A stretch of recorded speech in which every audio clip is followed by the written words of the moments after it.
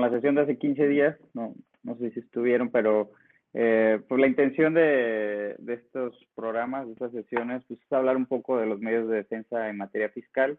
Para los que no estuvieron la sesión pasada, pues yo laboré en el Servicio de Administración Tributaria, en el área jurídica, en el área de auditoría, y actualmente soy secretario de acuerdos del Tribunal Federal de Justicia Administrativa. Y pues la intención es comentar un poco desde mi experiencia que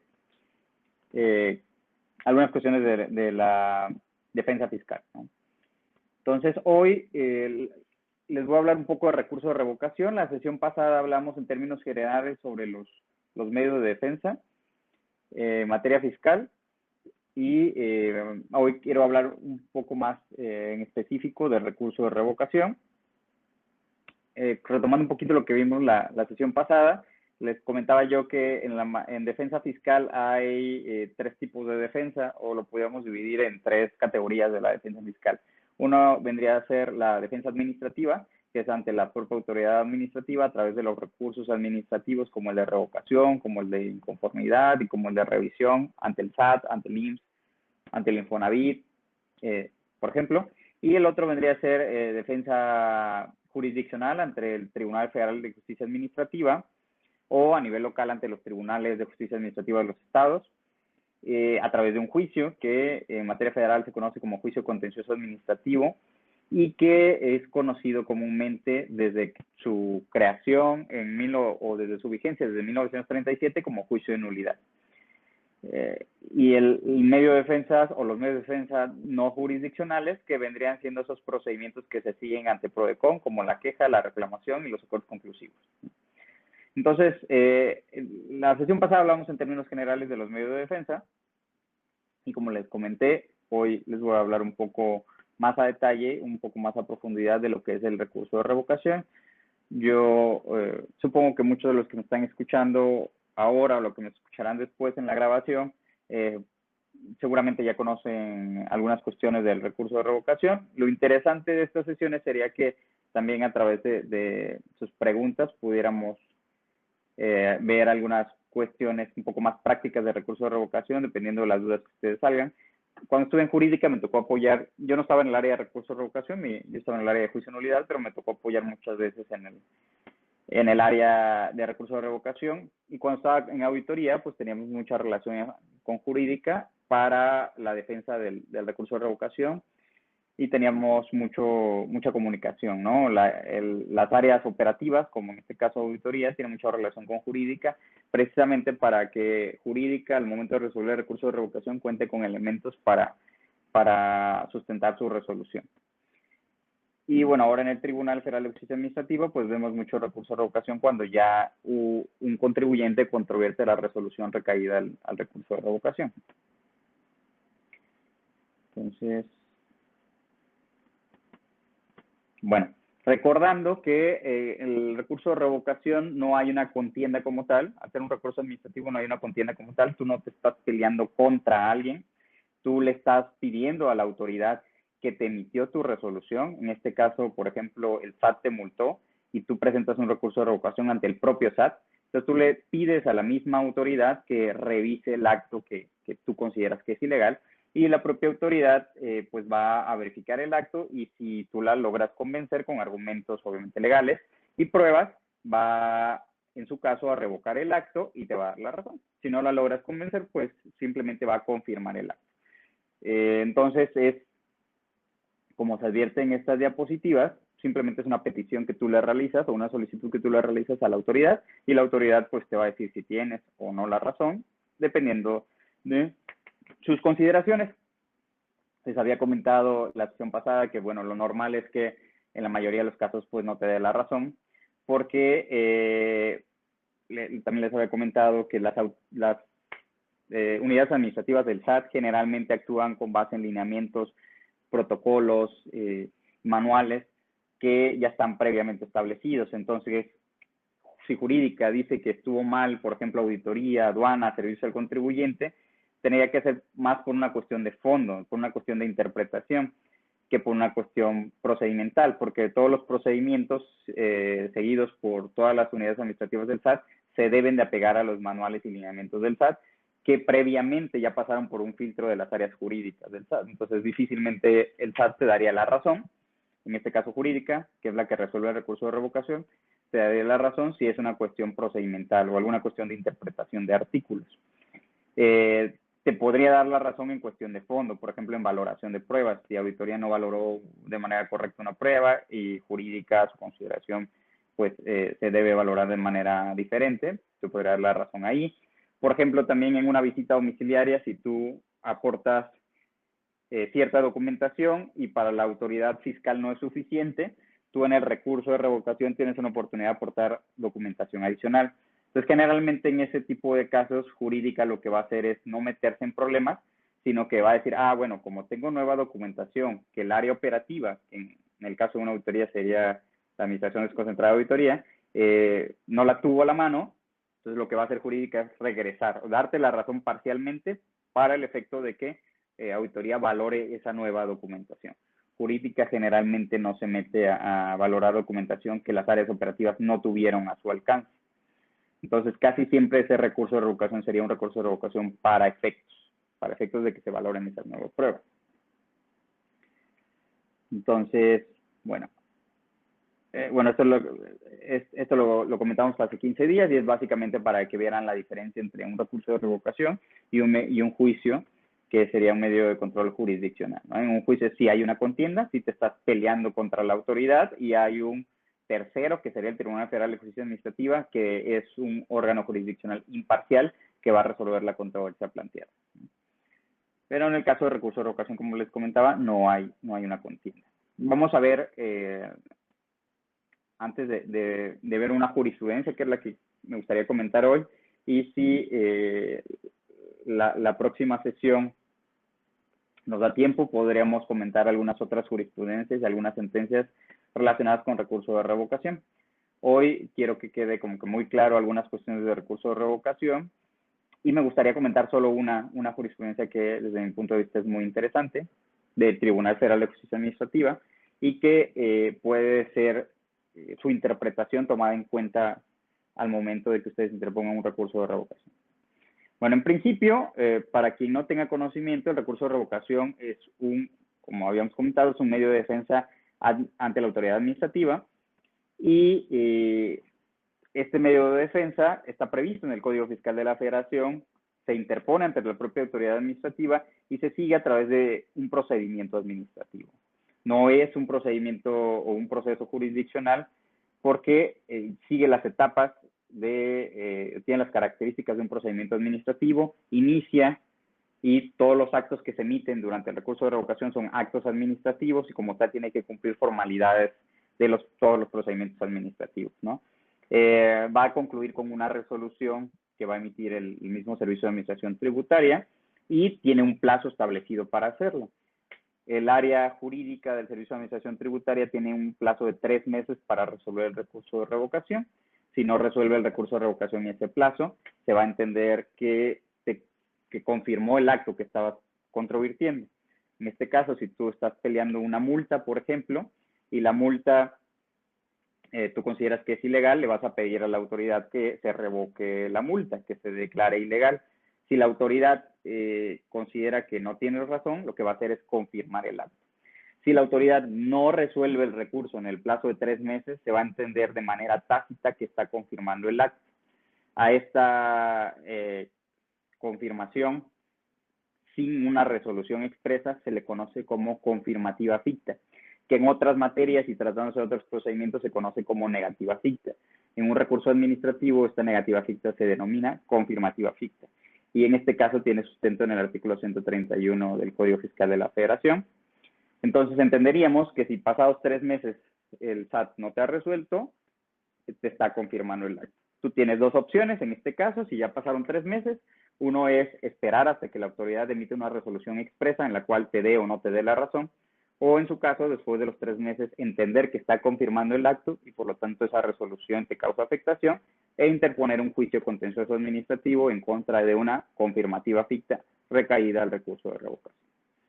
Entonces, bueno, este recurso administrativo está previsto en el Código Fiscal de la Federación, es el único recurso previsto en el Código Fiscal de la Federación Anteriormente existía otro que se llamaba, si mal no recuerdo, recurso de oposición al procedimiento administrativo de ejecución, y se desapareció porque lo que hizo el recurso de revocación fue absorber este recurso, ¿no? Antes del PAE, el procedimiento administrativo de ejecución, se controvertía a través de un recurso diferente.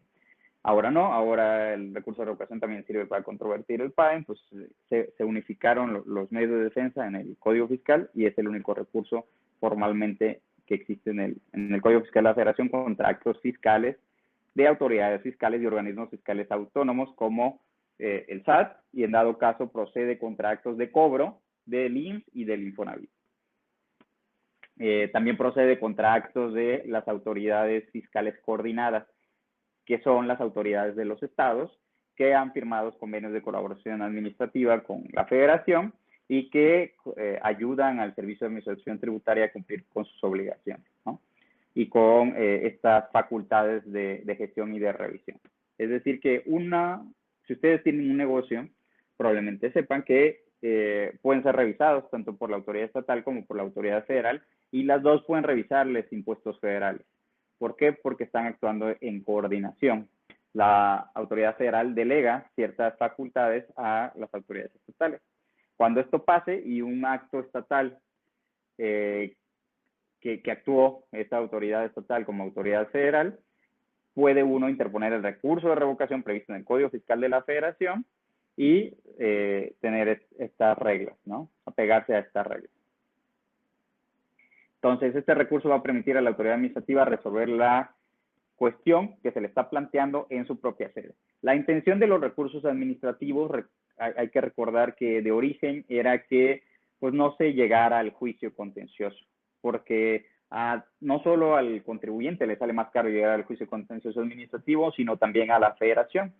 Si el asunto, por ejemplo, para la federación es un asunto perdido, porque ya hay jurisprudencia, pues en recurso de revocación te deberían dar la razón, porque litigar para el SAT un asunto que va a perder implica un costo al gobierno, ¿no? ¿Por qué? Porque está pagando sueldos, porque la defensa la está concentrando en asuntos que están perdiendo cuando pudieran concentrar esa defensa en otros asuntos, porque las cargas de trabajo de las áreas jurídicas es excesiva y por diversas razones, ¿no? No les convendría revocar los actos que no van a prevalecer, que no tienen sustento legal para que puedan defender su validez ante el Tribunal Federal de Justicia Administrativa.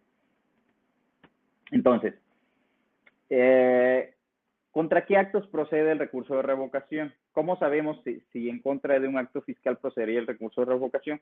Tendríamos que irnos al artículo 117 del Código Fiscal de la Federación y ver si nuestro acto administrativo, nuestro acto fiscal emitido por el Servicio de Administración Tributaria o por las autoridades que ya mencioné, cumple o se adecua a alguno de los supuestos previstos en el artículo 117. ¿Cuáles son los supuestos que prevé el artículo 117? El artículo 117 se divide en dos fracciones y en varios incisos. Nos hace la división primero en sus fracciones en actos administrativos, en resoluciones definitivas, perdón, y en actos administrativos. Nos divide en resoluciones y en actos. Primero nos dice la fracción primera, procede el recurso de revocación contra resoluciones definitivas dictadas por autoridades fiscales federales. Y aquí vemos ciertos requisitos que tienen que cumplir las resoluciones que vamos a controvertir para que sea procedente el recurso de revocación. Una de ellas es que sea una resolución definitiva. Es decir, no procede el recurso de revocación contra resoluciones con las que se inician los procedimientos o contra actos contra los que se inician los procedimientos, ni contra actos o resoluciones intraprocedimentales, ¿no? Nos habla, aquí es interesante ver cómo la fracción primera nos dice resoluciones definitivas. Esto implicaría, o pudiéramos pensar que si hay resoluciones definitivas, hay resoluciones que no son definitivas, porque si no, ¿qué caso tiene agregar la palabra definitiva a la palabra resolución, ¿no? Una resolución entenderíamos que de por sí ya vendría a ser definitiva, pues para efectos del Código Fiscal de la Federación entenderíamos que no. Esto habría que ligarlo con el artículo 38 del Código Fiscal de la Federación, que hace referencia a los requisitos del acto administrativo, y por ahí la otra vez escuché una controversia respecto a que el artículo 38, que habla en su fracción quinta de la firma del acto administrativo, decía que cuando un acto administrativo fuera firmado de manera electrónica, decía ahí que solo no recuerdo exactamente la redacción, pero decía que podía ser firmado electrónicamente las resoluciones administrativas. Entonces, había quien decía que un acto administrativo, al no ser una resolución, como por ejemplo una orden de visita o cualquier acto intraprocedimental, al no ser una resolución, no podía ser firmado electrónicamente. Y si estaba firmado electrónicamente, era violatorio del artículo 38, fracción quinta del Código Fiscal de la Federación, porque no era una resolución, y el artículo 38, fracción quinta, hacía referencia a resoluciones. Lo que no hacía referencia el artículo 38, fracción quinta, era resoluciones definitivas. Entonces, aquí podría entrar una controversia respecto si hay resoluciones que no son definitivas y, por lo tanto, cuáles son esos tipos de resoluciones. Pero bueno, aquí no vamos a entrar a esa controversia. Y el recurso de revocación procede contra resoluciones que sean definitivas. Cualquier acto o resolución que no sea definitiva, que sea intermedia, que sea inicial, no daría pauta a promover un recurso de revocación. Bueno, una vez que tenemos una resolución definitiva, tendríamos que ver que sea dictada por una autoridad fiscal federal. Si es dictada por una autoridad fiscal estatal que no actuó en virtud del convenio de colaboración, o de una autoridad municipal, o de alguna autoridad que no sea fiscal, tampoco procedería el recurso de revocación. Bueno, una vez que tenemos una resolución definitiva y es emitida por una autoridad fiscal federal, tendríamos que ver si se adecua a alguna de los incisos señalados en la fracción primera. El inciso A nos dice que sea la resolución que determine contribuciones, accesorios o aprovechamientos. Sabemos que una resolución que determina contribuciones podría ser alguna resolución emitida por el propio SAT en la cual te diga que omitiste el pago de impuestos, que omitiste el pago del impuesto de valor agregado, el pago del impuesto sobre la renta. Hay que recordar que las contribuciones para el derecho fiscal mexicano se consideran los impuestos, aportaciones de seguridad social, contribuciones de mejora y derechos. Cualquier resolución que determine alguna de esas contribuciones, sus accesorios, como multas, recargos o aprovechamientos, como multas que no están relacionadas con la propia contribución, procedería el recurso de revocación. En este inciso, por ejemplo, entraría cualquier resolución derivada de una revisión de gabinete, de alguna visita domiciliaria o de alguna revisión electrónica, ¿no? Cualquier resolución con la que culmina ya todo el procedimiento y donde se determinan las contribuciones omitidas, recargos, actualizaciones, multas, etcétera. En contra de esa resolución procede el recurso de revocación con fundamento en la fracción primera, inciso A, del artículo 117 del Código Fiscal de la Federación. Nos dice el inciso B, también procede contra las resoluciones definitivas que nieguen la devolución de cantidades que procedan conforme a la ley. Aquí sabemos que, de acuerdo al Código Fiscal de la Federación, podríamos tener negativas de devolución por saldos a favor o por pago de lo indebido.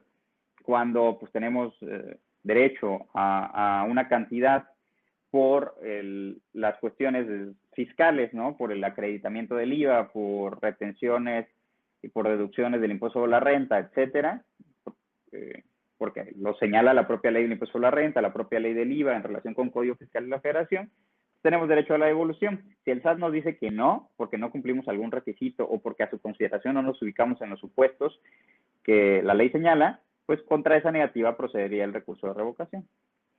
Nos dice el inciso C, resoluciones que dicten las autoridades aduaneras. Y las autoridades aduaneras pues pueden dictar alguna multa por no cumplir algún requerimiento o alguna resolución derivada de procedimientos que la propia autoridad aduanera tiene, como por ejemplo el PAMA, que es el procedimiento administrativo en materia aduanera. Entonces, cualquier resolución emitida por la aduana que sea definitiva, pues procedería el recurso de revocación. El inciso D nos dice cualquier resolución de carácter definitivo que cause agravio al particular en materia fiscal, y aquí entraría cualquier otra, siempre que sea definitiva y siempre que te cause algún agravio en materia fiscal. Podría ser una resolución del 69B, podría ser una resolución con la que culmine el procedimiento de la cancelación de certificado de sello digital, podría ser una resolución que niegue la autorización para el pago de créditos fiscales en parcialidades, o cualquier otra resolución que desde su punto de vista sea definitiva y que les cause agravio. Aquí ya jurídica va a tener que hacer el análisis si efectivamente es una resolución definitiva y si efectivamente causa algún agravio. Si no cumple esos requisitos, pues no sería procedente el recurso de revocación. Hay algunas excepciones para la procedencia del recurso de revocación, como las cuestiones previstas en el 33A, 36 y 74 del Código, que refieren a aclaraciones, a la reconsideración administrativa o a la condonación de multas. En esos casos no procede el recurso de revocación. La fracción segunda nos habla del recurso de revocación en contra de actos de autoridades fiscales federales. ¿Qué tipo de actos? También nos señala varios incisos. La fracción segunda básicamente se refiere a actos de cobro. El SAT cobra o realiza actos de cobro a través de un procedimiento que probablemente ya conocen, que es el procedimiento administrativo de ejecución. El procedimiento administrativo de ejecución tiene una serie de etapas. Comienza con la notificación de un mandamiento de ejecución, te requieren de pago, si no compruebas haber realizado el pago del crédito, proceden al embargo. Si, dependiendo del tipo de bien, se procedería al avalúo del bien, después te notificarían el avalúo, convocarían a remate, se llevaría a cabo el remate y posteriormente la adjudicación del bien. A grandes rasgos, este es el procedimiento administrativo de ejecución. ¿En qué momento va a proceder el recurso de revocación en contra del procedimiento administrativo de ejecución? Como acabo de comentar, el procedimiento administrativo de ejecución es una serie de actos concatenados que va uno después del otro, dependiendo de los supuestos en los cuales nos ubiquemos. Entonces, ¿en qué momentos presentaríamos el recurso de revocación? La fracción segunda del la fracción segunda del artículo 117 del Código Fiscal de la Federación nos precisa exactamente en qué momento podemos controvertir el PAE. Nos dice el inciso A, cuando se exige el pago de créditos fiscales y se alegue que estos sean extinguidos o que su monto real es inferior al exigido, siempre que el cobro en exceso sea imputable a la autoridad ejecutora o se refiere a recargos, gastos de ejecución o a la indemnización de cheques devueltos. Entonces aquí nos dice, va a proceder siempre, o sea, no va a importar que esté iniciando el procedimiento de cobro, ¿no? La interpretación que se ha hecho jurisdiccional de este inciso implica ello, que desde el primer momento que inicia el PAE, es decir, desde el requerimiento de pago, desde que te notifican el mandamiento de ejecución y posteriormente se inicia el embargo, porque el embargo es inmediato al requerimiento de pago, en ese momento tú puedes interponer el recurso de revocación. ¿Cuál es el plazo que vas a tener? No lo he mencionado, pero el plazo genérico para interponer el recurso de revocación son 30 días hábiles. Entonces, en este caso vas a tener 30 días hábiles a partir de que te requieren de pago. Tratándose del PAE, es decir, iniciando. Siempre y cuando se ubiquen en estos supuestos que señala el inciso A. Es decir, te exijan el pago de créditos fiscales y tú alegues que se ha extinguido. ¿Cuándo alegarías que un crédito fiscal se ha extinguido? Pues básicamente cuando ya lo pagaste, cuando el crédito fiscal prescribió, cuando el crédito fiscal lo controvertiste a través de algún otro recurso o algún juicio u otro medio de defensa y lo ganaste, entonces el crédito fiscal ya no existe, cuando hubo una condonación o cualquiera de las otras formas de extinción del crédito fiscal, ¿no? A través de una compensación, etcétera. Es decir, te están yendo a cobrar un crédito fiscal que ya no tiene derecho la autoridad a cobrar porque el crédito ya no existe. Esto, aunque no lo crean, pues pasa, ha pasado, porque pues muchas veces no es la misma autoridad la que determina la que te está cobrando. Por ejemplo, un crédito fiscal puede derivar de alguna multa de Profeco. Cuando Profeco te multa, aunque no es autoridad, bueno, ya ahorita para efectos del cobro es autoridad fiscal, pero no sé, por ejemplo, cualquier otra autoridad te emite una multa, si no es autoridad fiscal, se la va a mandar al Servicio de Administración Tributaria para efectos del cobro, porque se convierte en un crédito fiscal el adeudo. Entonces, el SAT te puede ir a cobrar una multa, por ejemplo, del Tribunal Federal de Justicia Administrativa. ¿Por qué te iba a cobrar el SAT una multa del Tribunal Federal de Justicia Administrativa? Pues porque nosotros no llevamos a cabo actos de cobro. Una vez que multamos a alguna de las partes en el juicio, esa multa la mandamos al SAT y el SAT iniciaría un procedimiento de cobro porque esa multa se convierte en un crédito fiscal, ¿no? ¿Por qué? Porque, bueno, si se trata de cualquier tipo de multa, sabrán que tendría la característica de un aprovechamiento. Entonces, se convierte en crédito fiscal y la autoridad fiscal te va a ir a cobrar. Muchas veces pasa que la autoridad emisora del crédito fiscal y la autoridad que cobra no tienen una comunicación instantánea o efectiva y por lo tanto te van a cobrar muchas veces créditos fiscales que ya se pagaron o que ya se dejaron sin efectos, ¿no? Yo vi muchas veces que, por ejemplo, la autoridad estatal o municipal iba a hacer actos de cobro de multas de Profeco. y iba a ser actos de cobro de multas de Profeco que ya se habían declarado ilegales en algún juicio. O iban a ser actos de cobro de créditos fiscales que ya se habían dejado sin efectos. O ha tocado ver que se han iniciado actos de cobro de créditos fiscales que ya se pagaron. Entonces, en esos casos, tú puedes presentar un recurso de revocación alegando que el crédito fiscal ya se extinguió. Otro supuesto es que te estén cobrando un crédito fiscal superior al que realmente debes, ¿no? O sea, a lo mejor por cualquier razón te están yendo a cobrar un crédito fiscal de 100,000 pesos y tú debías solo 10,000, ¿no? Por alguna razón hubo algún mal cálculo, se les fue un cero de más o lo que sea, y te están yendo a cobrar un crédito fiscal superior al que realmente debes. O no sé, puede ser que el IMSS te esté yendo a cobrar 20 multas, de las cuales tú ya habías pagado o ya habías controvertido 10, entonces están yendo a cobrar más de lo que en realidad debes, ¿no? Entonces, se actualizaría alguno de estos supuestos y es una excepción para que tú puedas controvertir actos del PAE desde el inicio. No te tienes que esperar a que el PAE continúe, es decir, a que te rematen tus bienes, se señale el avalúo, convoquen a remate, no tienes que esperar a ningún acto de eso. Desde que inicia, tienes 30 días para presentar el recurso de revocación. Si no se dan estas excepciones, es decir, si no es un crédito fiscal que ya se extinguió, ni es un crédito fiscal que te estén cobrando de más, no vas a poder controvertir los actos del PAE en ese momento. Tendrías que esperarte a que te requieran de pago, se realice el embargo, se lleve a cabo el avalúo y convoquen a remate.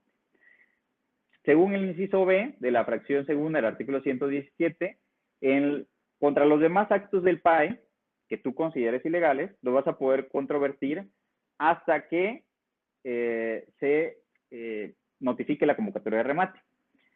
Una vez que se publique la convocatoria de remate, vas a tener 10 días, no 30, esa es una excepción al plazo de los 30 días, vas a tener 10 días para pelear ese acto de PAE, es decir, el requerimiento de pago, el embargo, el mandamiento de ejecución, el avalúo, la convocatoria de remate, cualquiera de esos actos los puedes controvertir dentro de los 10 días siguientes a la convocatoria de remate.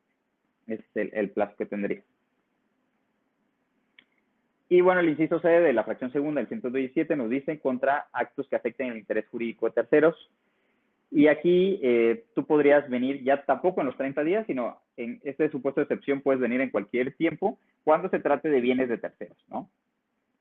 Aquí puede ser que hayan embargado algún bien que no era del contribuyente, que bajo protesta de decir verdad dijo que era de él, pero pues corresponde, es de su, no sé, de algún amigo, de algún familiar. Este tercero puede venir al recurso de revocación para defenderse y para recuperar su bien, ¿no? Que ya ha sido embargado. Esto obviamente puede traer otras consecuencias, pero bueno, básicamente es eso. Un tercero puede venir a defender los derechos sobre un bien que se embargó a un contribuyente. Ya lo he mencionado, pero cabe comentar y reiterar que el recurso de revocación es optativo. Uno elige si interpone el recurso de revocación o se va directamente al Tribunal Federal de Justicia Administrativa y presenta el juicio contencioso administrativo. ¿De qué dependería? Pues dependería de la estrategia que cada contribuyente o su representante o su defensor pues así elija. Tiene el recurso de revocación muchas ventajas y algunas desventajas. Ya desde la sesión pasada comentamos algunas ventajas, como el hecho de que tú puedes ofrecer pruebas que no habías aportado en el procedimiento anterior y que si te vas directamente al juicio contencioso no las podrías aportar.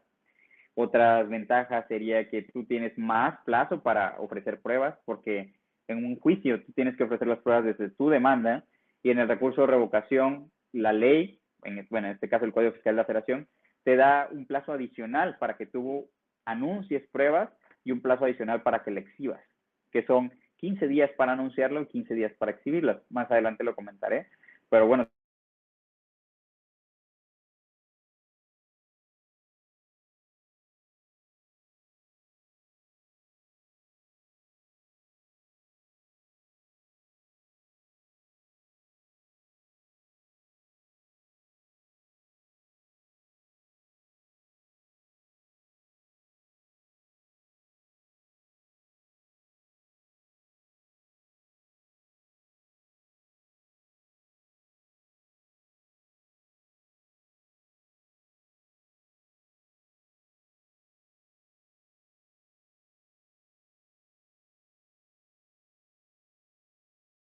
A diferencia de los demás recursos fiscales, actualmente, y desde la reforma que hubo en 2013, que entró en vigor en 2014, en Código Fiscal se establece que se debe presentar a través de buzón tributario. Sin embargo, no obstante que la reforma entró en vigor en 2014, a través de resolución miscelánea fiscal se fue otorgando una prerrogativa a favor de los, perdón, a favor de los contribuyentes para que todavía lo pudieran presentar en papel. Esta excepción se quitó, si mal no recuerdo, en el 2016, y a partir del 2016 ya a la fecha se tiene que presentar siempre en buzón tributario. ¿Qué pasa si tú presentas el recurso de revocación en papel?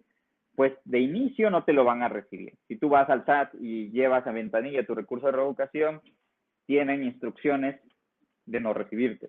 El oficial de partes, que es la persona que está en ventanilla recibiendo documentación, te va a decir, no te lo puedo recibir. Si tú estás insistiendo, lo que van a hacer es llamar a algún abogado de jurídica o del área operativa, y va a bajar y te va a decir, va a bajar porque generalmente las oficinas del SAT de jurídica o de recaudación, me ha tocado ver que están en edificios y siempre están en las partes de arriba.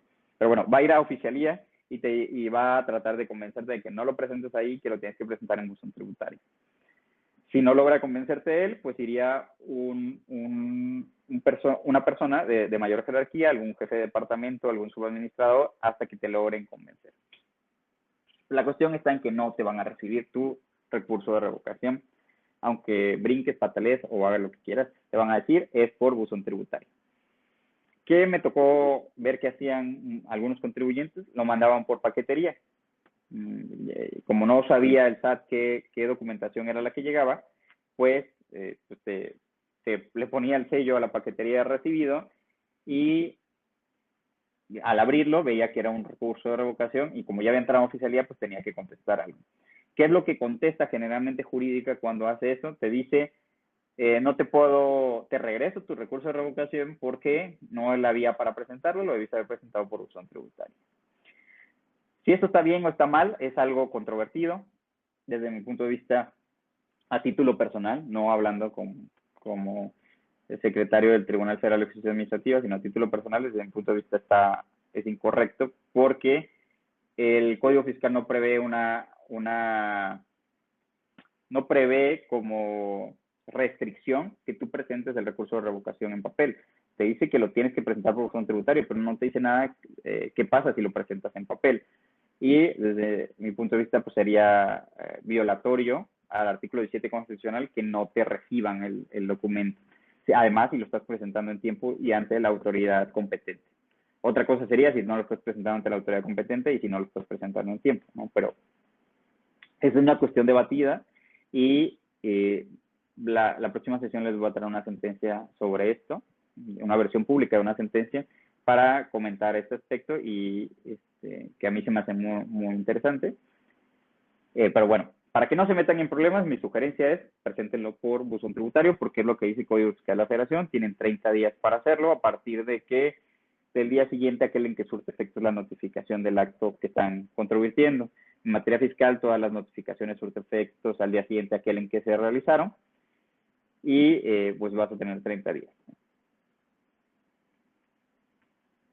Hay excepciones, como habíamos comentado, si se trata sobre actos de PAE y se ubica en el supuesto del inciso A de la fracción segunda del 117 que comentamos, pues lo puedes presentar desde el requerimiento de pago o embargo, y también se va a dar esa excepción, tú puedes pelear el acto de PAE desde el inicio, cuando están controvirtiendo un embargo sobre bienes que el Código Fiscal señala como inembargables, ¿no? Hay bienes que el Código Fiscal señala que legalmente no son susceptibles de embargo, como los sueldos, los salarios, los bienes, el hecho cotidiano, la ropa de las personas, ¿no? La del uso diario,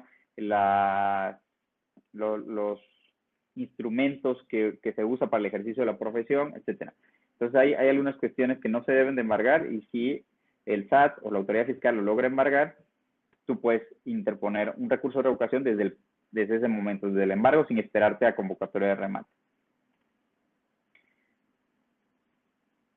Y bueno, la excepción del artículo 128, cuando un tercero controvierte actos del PAES en cualquier tiempo, como habíamos comentado previamente. Y cuando se trata del avalúo de los bienes, tienes 10 días después de la convocatoria de remates, también ya lo había comentado. La preferencia de los créditos fiscales, cuando hay un embargo sobre algún bien que tiene varios acreedores, el artículo 149 habla sobre esa preferencia y pues en recurso de revocación se tendría que hacer valer que tu crédito es preferente al crédito fiscal, ¿no? Por ejemplo, hay un crédito hipotecario, entonces se tendría que hacer valer que el crédito hipotecario es preferente al crédito fiscal y se tendría no nada más que hacer valer, sino demostrar, ¿no? De acuerdo al 149, son preferentes a la materia fiscal los créditos garantizados con prenda, hipoteca, alimentos, salarios o sueldos vengados en el último año, siempre y cuando sean vigentes y exigibles y se den los supuestos del 149. Bueno, para interponer el recurso de revocación, para que uno presente el recurso de revocación, tiene que cumplir ciertas formalidades. Si bien es cierto, cuando se crearon los recursos administrativos y entre ellos el recurso de revocación, pues la intención es que cualquier persona lo pudiera presentar y defenderse ante la propia autoridad administrativa sin cumplir con tantos formalismos.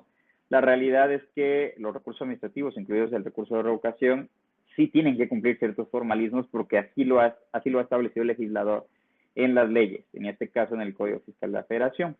Si tú no cumples con ciertos requisitos, lo que van a hacer es requerírtelos.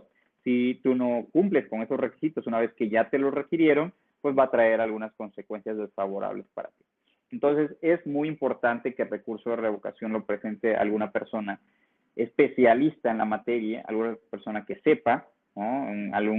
Desde mi punto de vista, mi sugerencia es que lo debería presentar y desarrollar algún abogado fiscalista, porque solo un abogado fiscalista conocería sobre los requisitos y formalidades del recurso de revocación. Si bien es cierto que un contador, por ejemplo, podría tener conocimientos básicos sobre ello, se le podría ir alguna cuestión formal que podría traer como consecuencia el desechamiento del recurso de revocación o tenerlo por no presentado o que trascienda luego en la defensa en un juicio contencioso.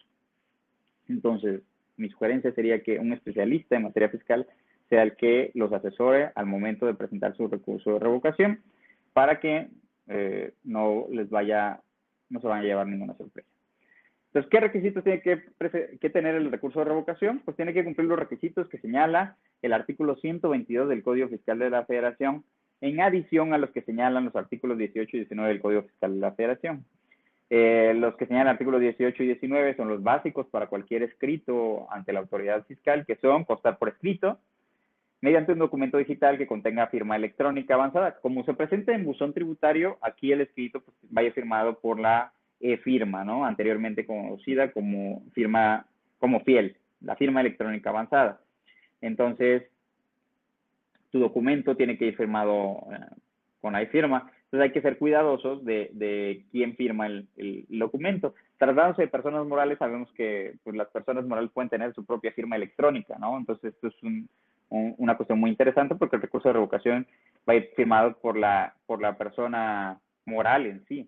Lo que no pasaría si el recurso de revocación se presentara físico, porque la persona moral no firma documentos, tiene que ser representada a través de una persona física, ¿no?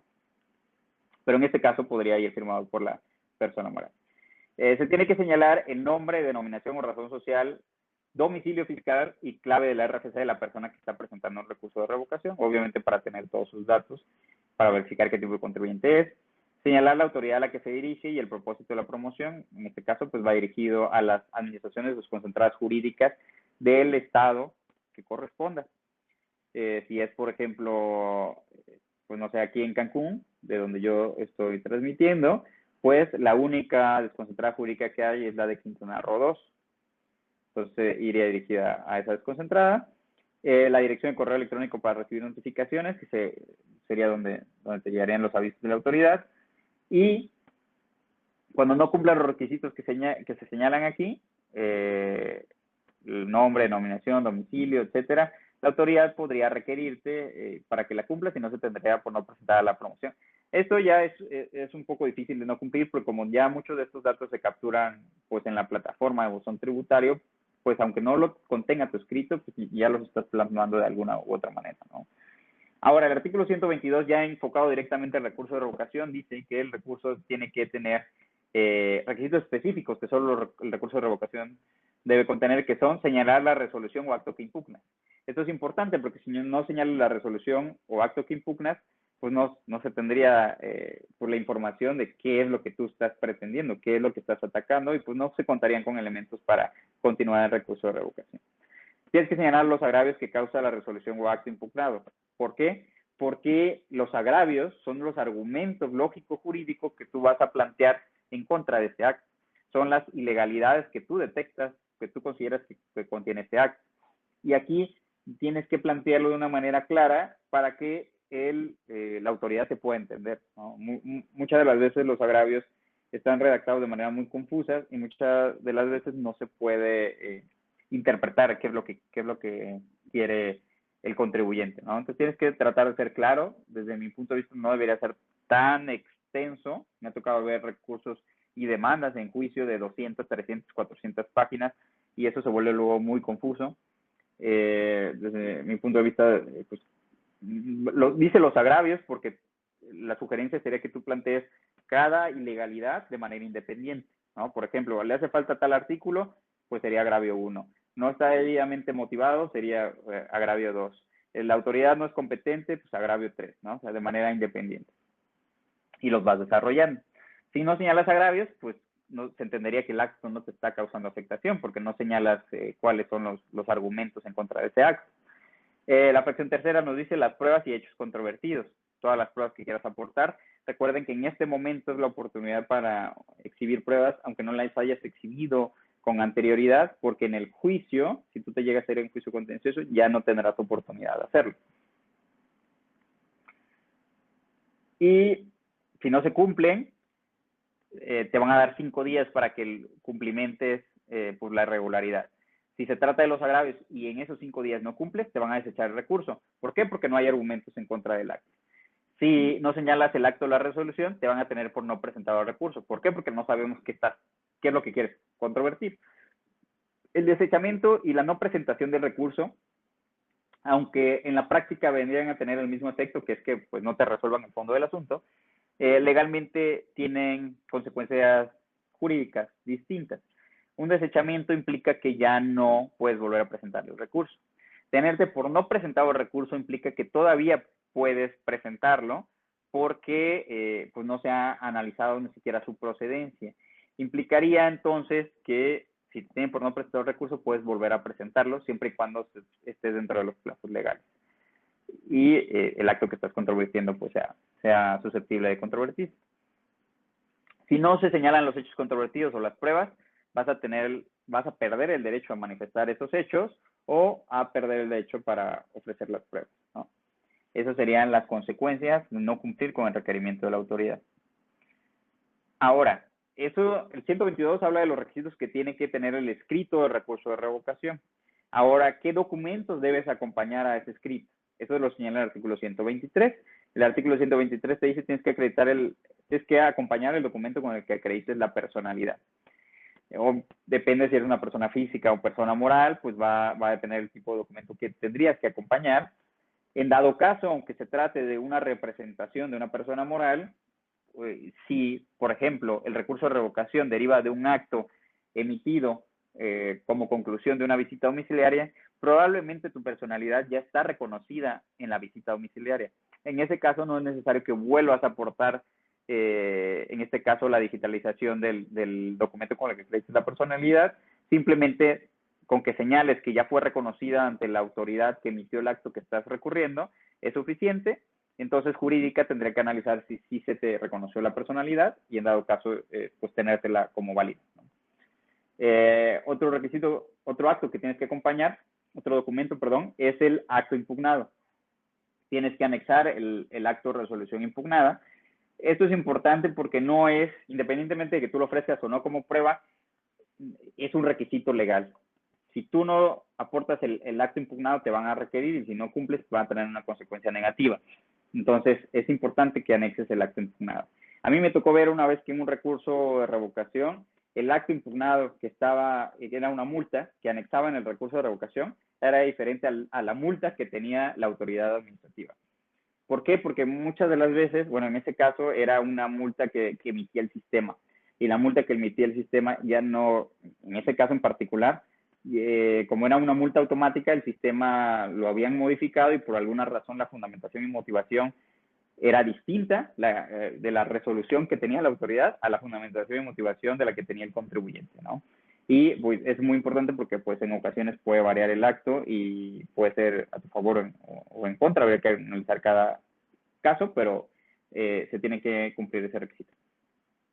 Otro es la constancia de notificación. Es importante que anexes la constancia de notificación porque de ahí va a derivar si el recurso de revocación te lo admiten o en dado caso te lo desechan por tratarse de un acto consentido. Si tú no interpones tu recurso de revocación dentro del plazo de 30 días, pues ya perdiste la oportunidad y en este caso te diría que pues ya no procedería el recurso de revocación. Hay excepciones cuando pues no te notificaron el acto o cuando nunca te resolvieron la petición y se trata de alguna negativa ficta. Otro documento que tienes que anexar son todas las pruebas. En dado caso que tú ofrezcas una pericial, tendrías que anexar el dictamen pericial. Y aquí es muy importante esta cuestión de la pericial respecto a una jurisprudencia que yo les quiero comentar y que de hecho ahorita se los voy a comentar porque estamos hablando de las pruebas y adelantándome, ¿no? La siguiente sesión, ya faltan 10 minutos para las 7, la siguiente sesión continuaría hablando un poco más del recurso de revocación y ya hablaríamos de algunas otras jurisprudencias. Pero ahorita me quiero detener en esta cuestión del dictamen pericial y hablar de la litis abierta. Les había comentado desde la sesión pasada y lo reiteré ahorita que una de las ventajas de interponer el recurso de revocación es que uno puede presentar pruebas nuevas que en el procedimiento anterior, que este procedimiento anterior podría ser una visita domiciliaria, una revisión electrónica, un 69B, un 17H, cualquier procedimiento anterior, no las aportaste ahí, las puedes aportar en el recurso de revocación. Si tú te vas al juicio contencioso, ahí no puedes aportar pruebas que ya tenías previamente, que no son nuevas, que ya tenías y que no las aportaste ante la autoridad fiscal. Si ya tenías la obligación de aportarla en ese momento. Si no lo aportas en ese momento y en juicio no lo puedes hacer, por eso te convendría, si tienes pruebas que no aportaste ante la autoridad fiscal, irte al recurso de revocación. Eso cuando hablamos de pruebas documentales. Pero ¿qué pasaría con la pericial? Vamos a suponer que tú aportaste todas las documentales ante auditoría, ¿no? O ante la propia jurídica en el recurso de revocación. Ahí ya están todas las documentales. Pero en el recurso de revocación tú no ofreces la prueba pericial. Esa prueba pericial, que obviamente un procedimiento de auditoría pues no la aportaste, y en el recurso de revocación tampoco lo ofreciste, en este caso como dictamen pericial, como señala la fracción cuarta, ¿qué pasaría si tú no lo ofreces? Te vas a juicio contencioso y ahí ofreces una prueba pericial que se va a tratar sobre la documentación que sí habías ofrecido en el recurso de revocación y en el procedimiento fiscalizador. ¿De qué se trata la prueba pericial? Tú vas a ofrecer una pericial, en este caso, una prueba pericial contable, que se va a tratar de analizar tu contabilidad. ¿Qué contabilidad? La contabilidad que la autoridad fiscal tenía en la visita domiciliaria y la contabilidad que tú ofreciste en el recurso de revocación. Es válido que tú ofrezcas una prueba pericial en el juicio, aunque no hayas ofrecido esa prueba pericial en el recurso de revocación. Pues para responder esta cuestión, tendríamos que analizar una jurisprudencia de noviembre de 2018 de la primera sección de la Sala Superior, que nos dice, prueba pericial, su desahogo en el juicio de nulidad no transgrede el principio de litis abierta siempre y cuando verse sobre documentales que hayan sido ofrecidas de la instancia administrativa. Básicamente lo que nos dice esta jurisprudencia es que si tú ofreces una prueba pericial contable y la prueba pericial contable la prueba pericial que se versa sobre documentales que ya tenías en el recurso de revocación o en el procedimiento previo, la prueba pericial debe ser admitida. Entonces esto podríamos entender que sería algo bueno, pero esta es una interpretación del Tribunal Federal de Justicia Administrativa, no del Poder Judicial de la Federación. Y le digo que esto es interesante porque a mí me tocó ver hace poco un juicio de amparo en contra de una sentencia donde nosotros aplicamos eso. Nosotros decíamos, bueno, esta pericial contable, él no la ofreció en el recurso de revocación, pero no importa, la está ofreciendo en el juicio y versa sobre documentales que están en el juicio, pero que no las aportó aquí, él ya las tenía desde el recurso de revocación y desde el procedimiento de origen, entonces es válida conforme a esta jurisprudencia. ¿Qué pasa? La autoridad no está de acuerdo, se va a, no fue un amparo, perdón, fue en revisión fiscal. La autoridad se va al tribunal colegiado en revisión fiscal y el SAT dice, no, esta jurisprudencia está mal porque hay una jurisprudencia de la Corte que dice que la litis abierta no abarca la pericial, ¿no? De una contradicción en donde la Corte dice la litis abierta, las pruebas que puedes aportar en el recurso de revocación se refiere a todas aquellas pruebas, incluida la pericial. Por lo tanto, la pericial, si no lo ofreciste en el recurso de revocación, no se puede ofrecer en el juicio contencioso. El colegiado dijo que tenía razón la autoridad y resolvió que esta jurisprudencia básicamente estaba mal y que la jurisprudencia de la Corte tenía un alcance hasta la pericia, que se refería a todas las pruebas.